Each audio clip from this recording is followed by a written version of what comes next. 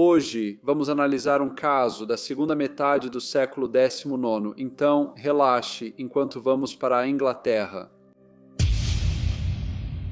Georgina Moore nasceu em 2 de julho de 1874 em Londres. Ela foi a segunda filha de Stephen Moore e sua esposa Elizabeth. O senhor e a senhora Moore vieram para Londres de Devon em 1866 para aproveitar as oportunidades crescentes na capital.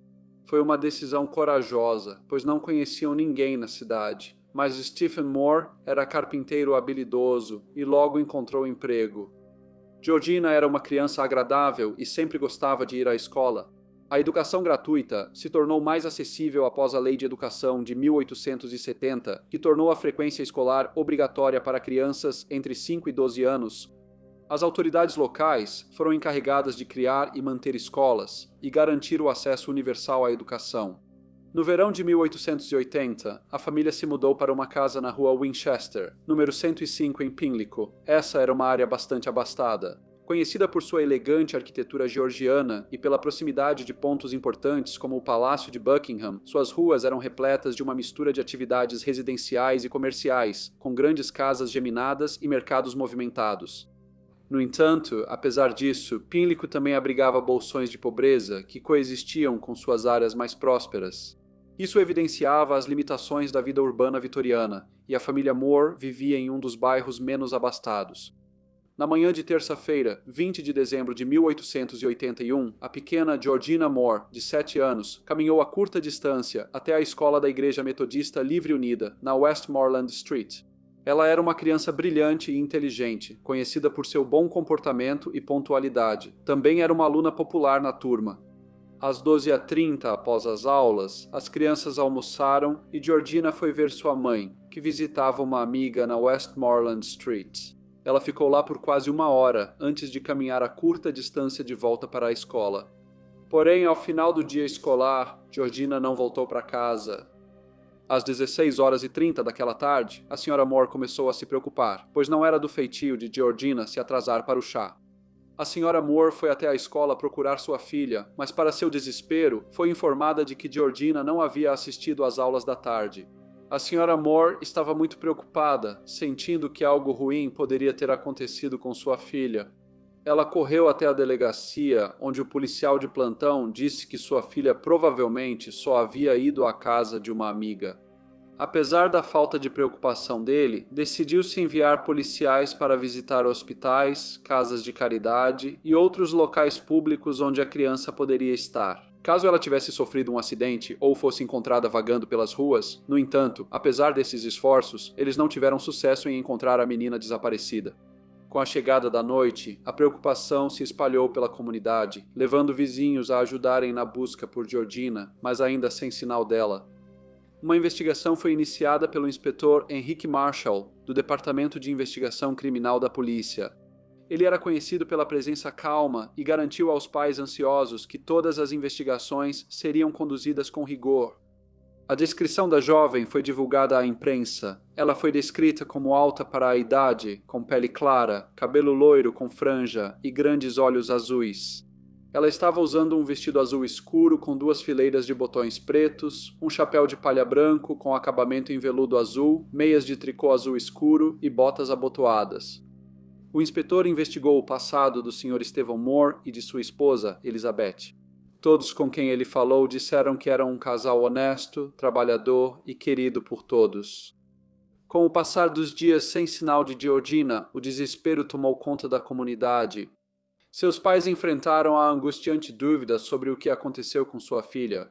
Apesar de ser Natal e estarem cercados pelo espírito festivo, a casa deles parecia vazia, sem o riso e o calor que Georgina costumava trazer. Mas, de alguma forma, eles se agarravam à esperança de seu retorno em segurança. Os vizinhos tentaram oferecer apoio. Entre eles estava a senhora Esther Pay, um rosto conhecido que morava bem perto da escola que Georgina frequentava. Ela tinha vínculo pessoal com a família, pois o senhor e a senhora Moore já alugaram quartos em sua casa.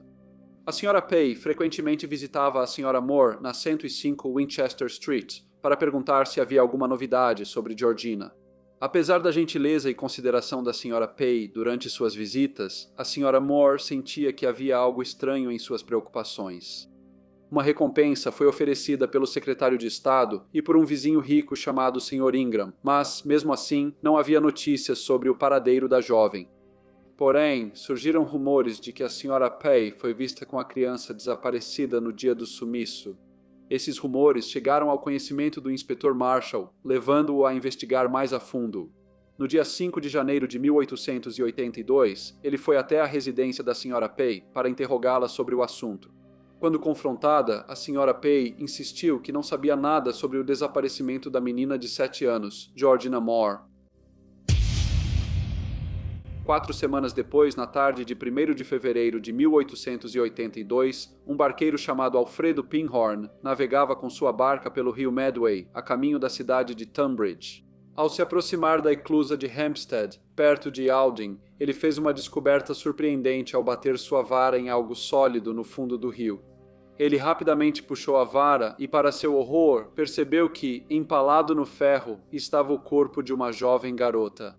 Com a ajuda de seu companheiro, um homem chamado Sr. Swain, o Sr. Pinhorn retirou cuidadosamente o corpo do rio e o colocou na barcaça. Ele percebeu que havia um pedaço de arame enrolado firmemente na cintura da garota falecida, junto com um tijolo marcado com uma coroa e as letras T-I-N-E-E. Extremamente ansioso, o Sr. Pinhorn atracou sua barcaça em Yalding e chamou o policial local, que chegou pouco depois. Quando os olhos do policial pousaram sobre o corpo sem vida, uma percepção arrepiante surgiu. As roupas que a jovem vestia eram muito parecidas com a descrição das roupas usadas pela menina desaparecida de 7 anos, Georgina Moore. No entanto, permanecia a pergunta: como ela foi parar nas águas do rio Medway, perto de Yalding, a cerca de 56 quilômetros de sua casa?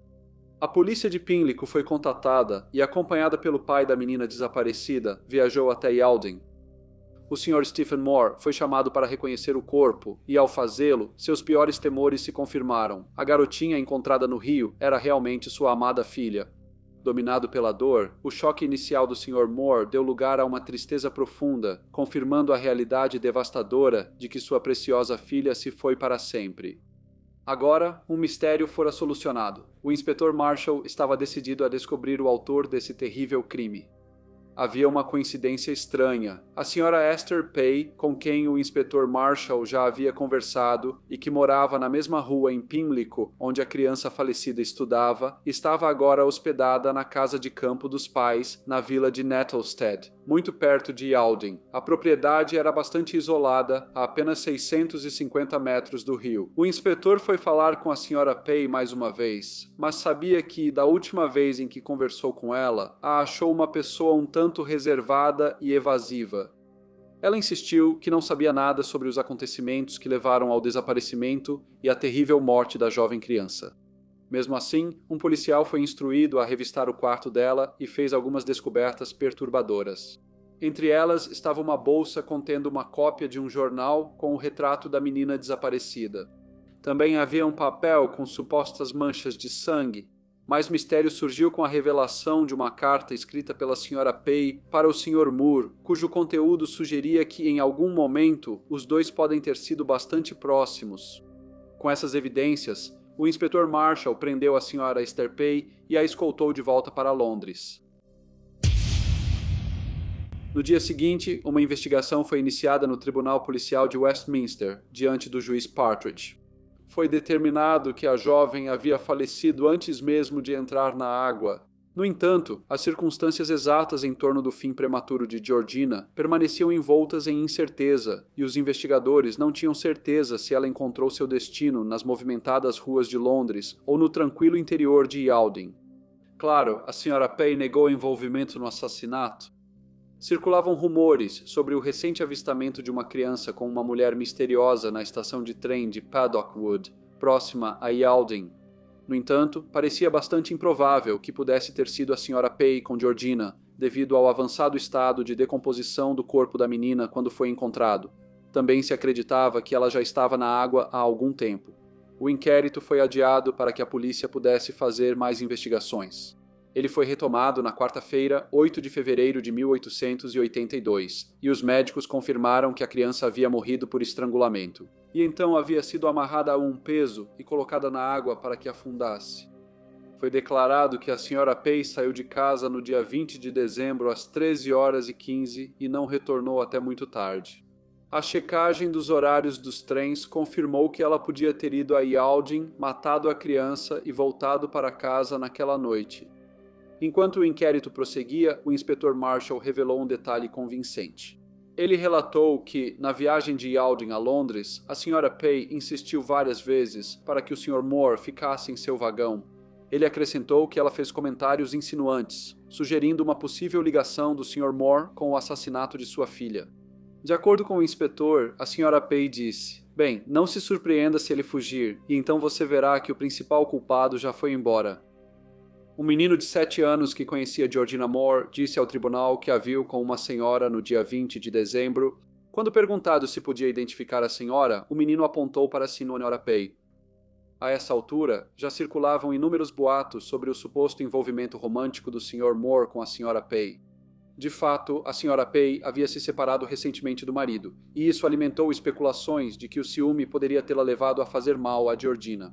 Possivelmente porque o Sr. Moore havia escolhido permanecer com sua esposa quando foi questionado, ele admitiu que já havia visitado a residência dos pais da Sra. Pay em Nettlestead, muito perto de Yaldin, 2 anos antes de sua filha ser assassinada. Mas disse que foi a única vez que esteve lá, além da ocasião em que foi chamado para identificar o corpo de sua filha. No entanto, testemunhas disseram que viram o Sr. Moore acompanhando a Sra. Pay até a estação Charing Cross na noite de 28 de janeiro.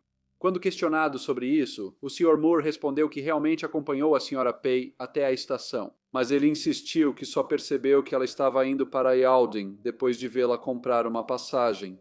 Ele disse que, ao ir para a estação com a Sra. Pay, ela falou sobre Georgina e pediu para ser informada de novidades sobre a criança desaparecida. Ao ser questionado sobre a relação de sua filha com a Sra. Pay, ele disse que Georgina costumava acompanhá-la em passeios e acreditava que, se tivesse encontrado a Sra. Pay no dia do desaparecimento, ela provavelmente iria a qualquer lugar com ela, pouco antes de o Sr. Moore sair do banco das testemunhas. Ele afirmou que a Sra. Pay sempre se preocupou com o bem-estar da filha e demonstrou ansiedade desde seu desaparecimento. 3 testemunhas relataram sobre uma mulher que, pouco antes do Natal, comprou um tijolo refratário idêntico ao que foi encontrado com o corpo. No entanto, nenhuma delas conseguiu confirmar que a mulher que fez a compra era a Sra. Pay. Na quarta-feira, 22 de março, o inquérito chegou ao fim. O veredito foi que a Sra. Esther Pay foi considerada responsável pela morte de Georgina Moura, de 7 anos, e seria encaminhada a julgamento. O julgamento começou no Tribunal de Lewes, em 26 de abril. Diante do juiz Barão Pollock, a Sra. Pay parecia muito tranquila, e quando lhe perguntaram como se declarava, ela respondeu, inocente. Embora o caso tivesse grande divulgação, o público parecia pouco interessado e o tribunal estava quase vazio no início. À tarde, todos os assentos da galeria estavam ocupados e pessoas aguardavam do lado de fora por uma chance de assistir ao julgamento.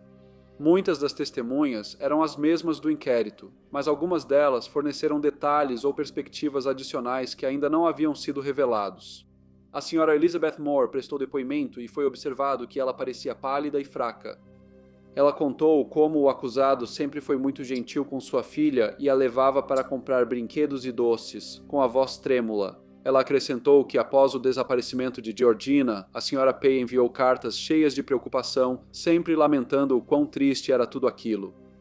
O Sr. Eduardo Clark, representando a defesa, contou ao tribunal como a Sra. Pay, uma mulher casada respeitável e decente, de 35 anos, continuou morando em Pimlico após o desaparecimento de Georgina Moore, e em muitas ocasiões ela procurou a família, expressando sua solidariedade e perguntando se havia algo que pudesse fazer para ajudar. Ele continuou dizendo que mostraria que este caso carecia das evidências circunstanciais típicas frequentemente utilizadas em julgamentos desse tipo. Ele disse ao júri que nenhum item pertencente à criança foi encontrado com a Sra. Pay, nem nada pertencente à Sra. Pay foi encontrado com a criança. A promotoria havia dado considerável ênfase ao fato de que a Sra. Pay não apresentou um álibi para o seu paradeiro. No dia do assassinato, e o Sr. Pay, sendo o marido da ré, não foi obrigado a testemunhar. Uma senhora relatou ter visto uma mulher na estação de Yaldin por volta do dia 21 de dezembro, E outra testemunha disse que viu uma mulher e uma jovem andando em Yaldin durante o mesmo período. Dado o fato de que Yaldin era uma vila muito pequena, onde todos normalmente se conheciam, parecia estranho que ninguém as reconhecesse.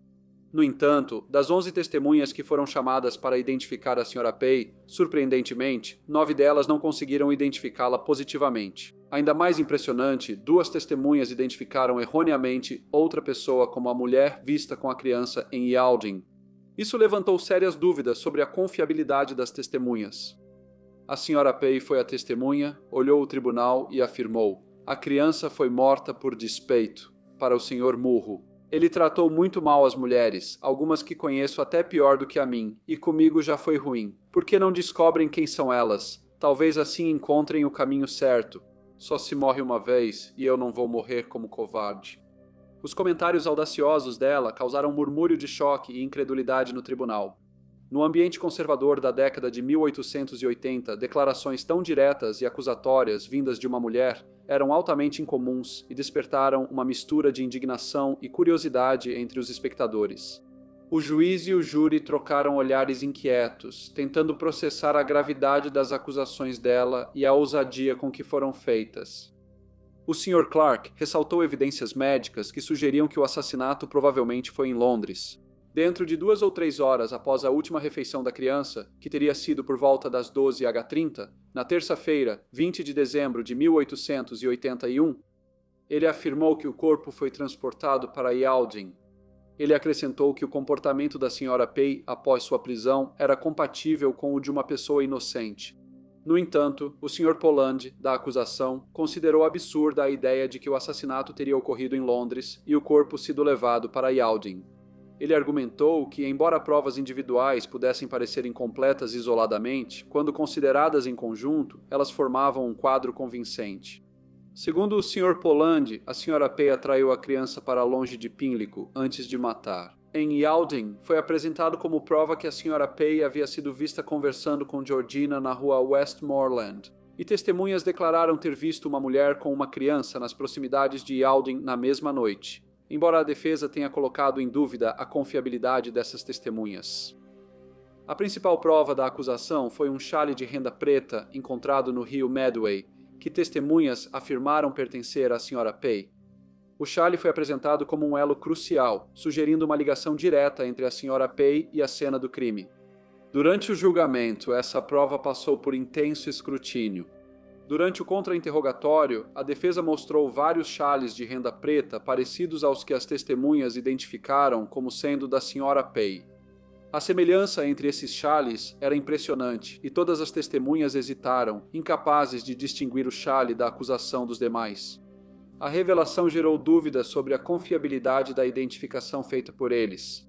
Eduardo Clark, o advogado de defesa, aproveitou esse momento, enfatizando a incerteza e a facilidade com que um item tão comum poderia ser confundido. Ele argumentou que o chale, longe de ser único, era apenas um entre muitos itens semelhantes disponíveis na época. Isso minou efetivamente o argumento da acusação, transformando o que parecia ser uma peça fundamental de evidência em um símbolo da ambiguidade geral do caso. A sala do tribunal foi tomada por murmúrios quando a principal evidência da acusação se desfez, aumentando a dúvida sobre a culpa da Sra. Pei. Na declaração final, o Sr. Clark, advogado de defesa, destacou que cabia à acusação provar a culpa da Sra. Pei além de dúvida razoável, o que, segundo ele, não foi feito. Ele pediu ao júri que decidisse apenas com base nas provas apresentadas e criticou a tática da acusação de apresentar testemunhas adicionais como uma tentativa de desviar a atenção da questão central. A acusação havia provado adequadamente o caso contra a Sra. Pei. O juiz, Sr. Barão Pollock, em seu resumo, enfatizou que o júri precisava tomar uma decisão clara. Ele disse que, como as evidências circunstanciais formavam a base deste caso, cabia a eles determinar quais aspectos consideravam credíveis e quais duvidavam. Se houvesse quaisquer incertezas, eles eram orientados a favorecer o acusado. Ele também falou sobre a conduta do pai da garota falecida, dizendo que, embora seu caráter fosse profundamente falho, isso não sugeria, por si só, que ele fosse capaz de assassinar a própria filha. O júri deliberou por apenas 20 minutos antes de retornar com o veredito de inocente. Quando o porta-voz anunciou a decisão, aplausos irromperam do público, principalmente das mulheres na galeria. A família da ré, sentada atrás dela durante o julgamento, ficou visivelmente emocionada com o veredicto. Lágrimas escorriam por seus rostos enquanto se abraçavam. A mãe da Sra. Pei ficou especialmente emocionada. A compostura da Sra. Esther Pei finalmente cedeu quando ela se virou para o júri para expressar sua gratidão. Ela tentou demonstrar gratidão à equipe jurídica, que trabalhou incansavelmente para defendê-la, mas não conseguiu agradecê-los totalmente. Funcionários do tribunal rapidamente a escoltaram para fora da sala, garantindo sua saída rápida e evitando o frenesi da mídia que viria em seguida. Enquanto ela era levada para fora do tribunal, os espectadores discutiam o desfecho, a rápida deliberação do júri e as implicações do veredicto. Para a Sra. Pei e sua família, isso marcou o fim de uma aprovação que lançou uma longa e sombria sombra sobre suas vidas, e eles esperavam que agora pudessem voltar ao normal. Poucas semanas após o julgamento, um homem chamado George Euban, soldado na infantaria ligeira de Oxfordshire, se entregou à polícia e disse que havia ajudado a Sra. Pei a matar a pequena Georgina Moore, de 7 anos, em Yalding. Embora a polícia tenha ouvido sua confissão, decidiram que sua história não era credível. O assassinato de Georgina Moore, em 1881, continua sem solução, um lembrete silencioso dos mistérios que a história às vezes deixa para trás. Apesar da passagem do tempo, sua história ainda permanece na memória da pequena vila de Yalding, um testemunho das perguntas sem resposta que continuam a intrigar e confundir aqueles que a ouvem. Olá a todos e muito obrigado por ouvirem. Como de costume, por favor deixem qualquer comentário ou sugestão que vocês tenham e espero ver todos vocês novamente no próximo Briefcase.